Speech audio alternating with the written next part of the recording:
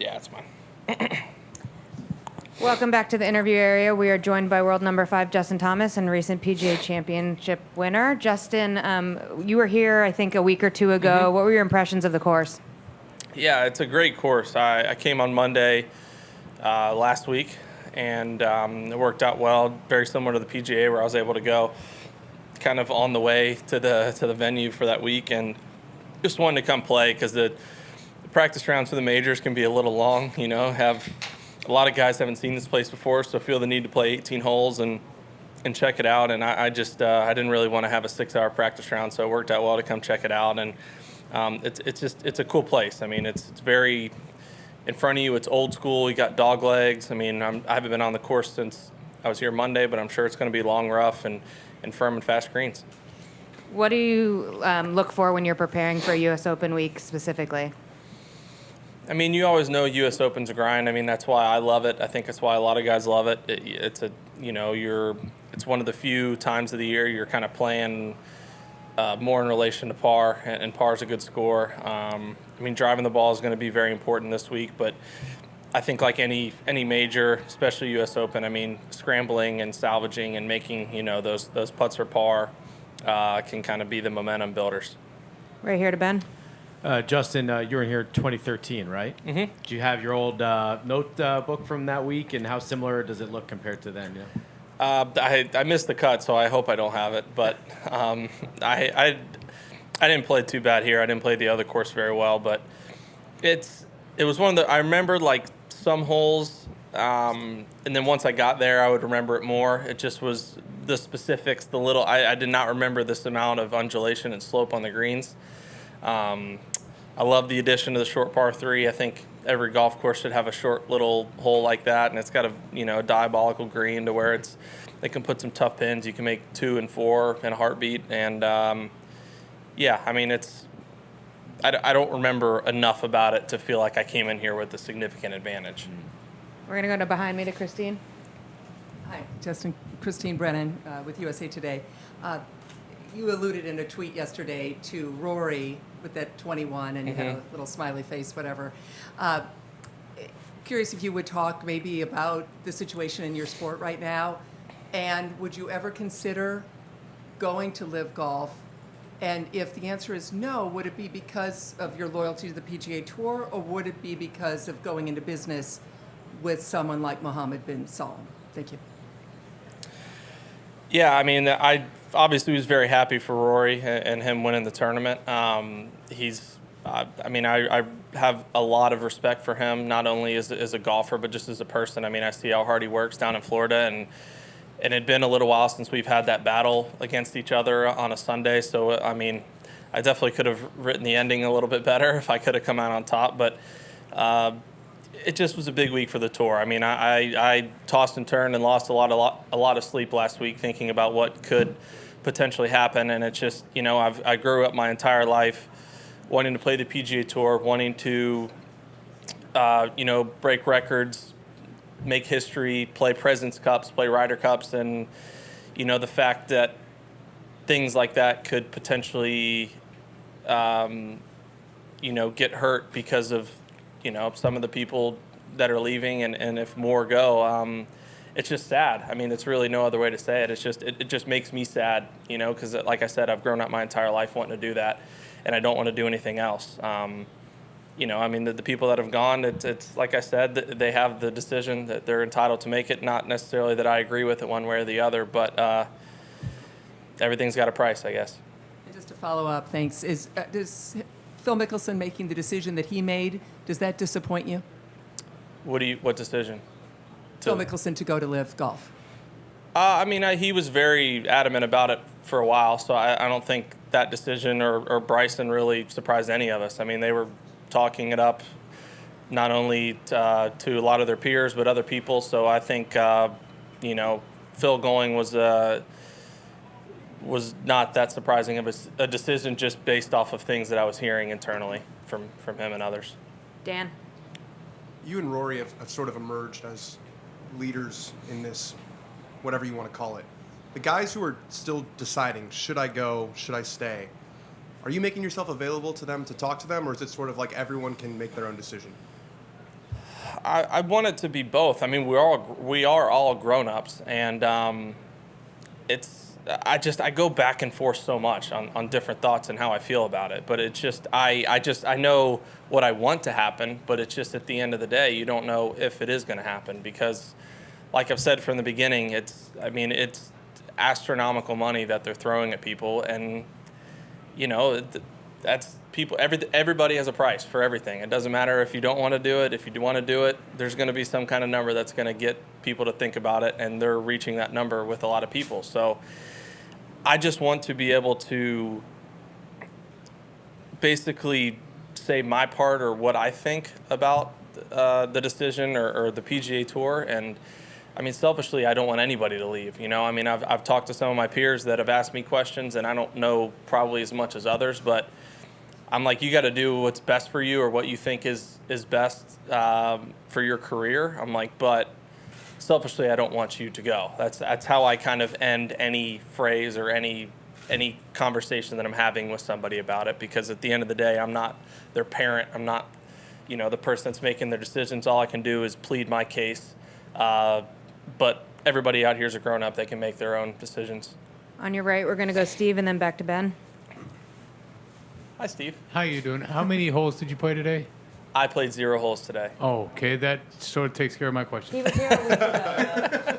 You were here a week ago? Yeah, I played Monday. Have you seen the Monday. beer prices yet? Just kidding. A lot of big moments here have happened on the 17th hole. Can you describe the 17th hole and how you go about surviving it or getting through it? Yeah, it's a unique hole. It's unlike, I think, a lot of holes out here are pretty self-explanatory off the tee. It's maybe just, am I going to hit a driver? Am I going to hit a 3-wood or whatever it is? But I think that hole presents a lot of opportunity of different clubs off the tees. And if you want to, especially with how a lot of guys are playing nowadays, a lot of guys, or not, a handful of guys are probably going to hit driver, try to hit it right in front of the green, or if you get a helping wind, maybe the tee's up, you can knock it on the green. But then again, I'm sure the rough's going to be nasty up there to where you get out of position. It's tough, and then it's like, do you lay up, and do you lay up to a good number? It's just so I can see it's a hole that if you can have a 2-shot swing on it pretty quickly for it being a very short, easy hole.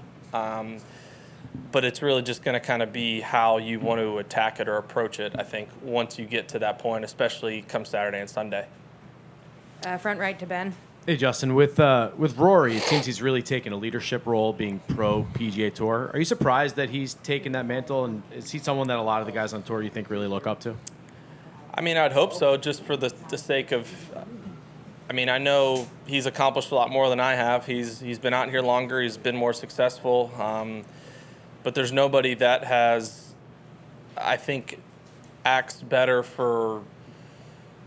more humble and more grounded for what they've done and who they are than him. I remember being a rookie and moving down to Jupiter, and he was out of Bears Club, and I just, being the person I am, wanting to learn, going up to him, and I just was like, hey, I'd love to play sometime, introduce myself, and he was like, yeah, anytime, and, gave me his number, and we kind of hit it off. We're very similar personalities, so for me, I definitely think that other people should look up to someone like him. I do in some aspects. There's definitely other parts that, he's still a competitor and someone that I'm trying to beat. Mm-hmm. But there's still a lot of things that, as a leader, that he does really well. And I think that he's very honest, like I am. I'm not going to sit in here and feed a PC answer or just say something to maybe please a certain crowd. If you feel a certain way, you feel like you should say that. And that's what he does, and he does it for the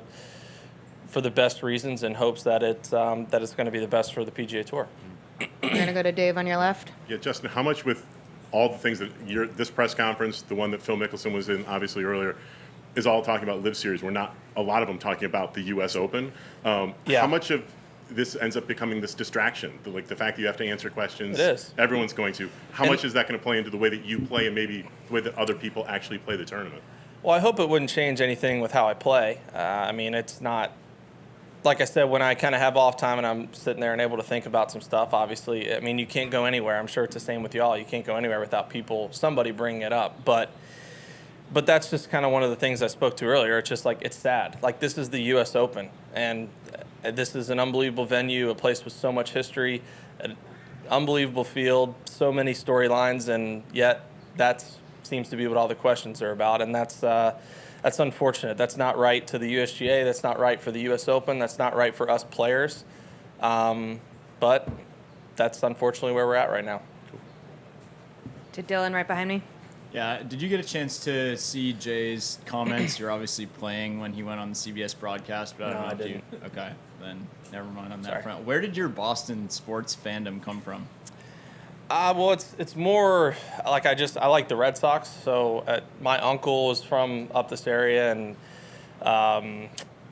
he was a big Red Sox fan, and it just was kind of something. It was no birthday or Christmas gift that was for me from him was anything but Red Sox. So, you know, it was like I had a lot of jersey T-shirts, a lot of hats, a lot of blankets. And Which players, you know? Yeah, I had a Nomar, had a Manny, and then I think I had and then my first actual Red Sox jersey was a David Ortiz jersey. I think I even had I had a Veritek one. Yeah, I mean, he took me to a Yankees-Red Sox game at Fenway for my birthday one year, which was really cool. I was probably like 12. Went to a Yankees-Red Sox game at old Yankee Stadium. I mean, I remember because I had my Nomar jersey on, and I was, you know, getting yelled at and cussed at and given the finger, and I was like 9 years old. So that was my first introduction to the Yankees-Red Sox rivalry. Is Ortiz still in your email address? It is, yeah. We're going to stay on this side. We're going to go to Luke and then Brentley. Hey, JT. I do have a U.S. Open question. When you're like midway through a really difficult U.S. Open round, is there anything you do or say to yourself that, you know, you kind of reset, you know, start from the beginning, refocus, and just to kind of get you through the rest of a difficult round? I wish I could say something because it never seems like it's that easy. And a lot of it is kind of depending on how you're playing. You know what I mean? If you're cruising and everything feels good, you just basically keep doing what you're doing, or just really try to stay focused and in the moment and present. But it's when things start going south, or maybe you get a couple bad breaks, or you get some wind gusts, whatever it is, to where you just get thrown some adversity, and it's like, how are you going to handle it? And those are the times, especially in a major, that I've learned that, you know, I've become a little impatient. I almost try to force the issue sometimes, and at the end of the day, at the end of the week in a major, I mean, that's how a lot of guys are going to end up losing the tournament. And I'm trying to get to a point where I don't do that anymore. I wish it was, you know, that easy to just be able to say, I'm going to stay perfectly in the present and in the moment, and I'm not going to let anything affect me. But that's not that easy. So you just kind of have to make way with whatever you have. Brentley. Is there one kind of past USGA championship that you played that kind of eats at you the most? It doesn't have to be a U.S. Open. It could be an AM or a junior. And what eats at me the most that I wish. One that you felt like really got away from you that you could have had a shot at. The USAM at Chambers, or I'm sorry, at the USAM at Cherry Hills. Yeah, I mean, I was one match away from Augusta in the U.S. Open. Played Michael Weaver. He was 5 under through 10 on me at a very hard golf course, and that was a bummer because you only obviously have such a very short amount of time in your career to play in events as an amateur. I mean, not that I think that affected my career in any way, but it still would have been pretty cool to play in the Masters as an amateur. So I got to thank Michael Weaver for that one, for beating me. We're going to take one from the WebEx with everything going on with the PGA Tour and Live Golf right now. What would be your message to young golfers who are dreaming of playing on the tour in the future? You know, I think my dad said it best, and, you know, it just was talking to him about, you know, not only everything going on with golf, but just going on in the world. And it's just like, I mean, my dad is someone, you know, very old school. It's just, he loved to work. You know, he'd work 80 hours, you know, a week as a club pro, and he would, you know, he'd pull his own cart, he'd pull the carts down in the morning, he'd close the shop up in the afternoon, and he'd be the first to say, he's like, I made no money, but I just love to work. And you have to love what you're doing, is basically what I'm saying. There's no amount of money that you could get that if you don't love or enjoy what you're actually doing, the amount of money you have you're still going to be miserable. You're still not going to enjoy it. And although you might be, you know, miserable in a bigger house or a nicer car, that doesn't necessarily mean that your life is going to be any better. So I think it's what's very important for juniors and everybody growing up is just you got to be passionate about it and play for the right reasons and just want to get better and strive for that and keep working at it. We're going to go 2 in a row behind me. Hey, Justin, I'm just curious if, there is this further fracturing of the sport, the way things are going, what do you think that'll do for the majors, or how do you think it will affect or, change the way majors are? I don't know. The decisions that the majors make are not in my control at all, so I'm not sure how they're going to handle that. I just want to play against the best of the world, and I want a chance to try to win majors. And with that being said, the best players in the world need to be here, but at the same time, I don't necessarily want guys to be able to do both. So it's a tough spot to be in. But like I said, the majors are the ones that have to make those decisions, and I just pretty much got to deal with it, I guess. Dylan, last question. Yeah, you got a lot of traction, I guess, when you talked last week about kind of separating the person from the decision of, maybe someone going to live. Why do you think that struck such a chord with people? Because I think it's honest. I'm guilty of it. I've tried to get better, but I just truly think it's just the day and age of social media has just gotten that way to where it's like, it's so negative anymore. And like I said, I'm the first to admit that there's times where people do something and I bash them, obviously not externally, maybe internally with friends or whatever it is. And it's like, it's not necessary. Like, it's not, you can disagree with the decision. You can maybe wish that they did something differently. You can maybe, and another thing is being in the media as a writer, you have to write about it. Like, I understand that, but for people at home to necessarily say that Dustin Johnson is now a bad person, that's not fair. That's just not, it's not right. Now, again, I said it last week, I'll say it again. Do I wish he wouldn't have done it? And am I a little sad about it? Yeah, but it is what it is. Like, you just got to move on and make the best out of what you got, and I guess just worry about yourself a little bit sometimes. Justin, thanks for your time and good luck this Thanks. week.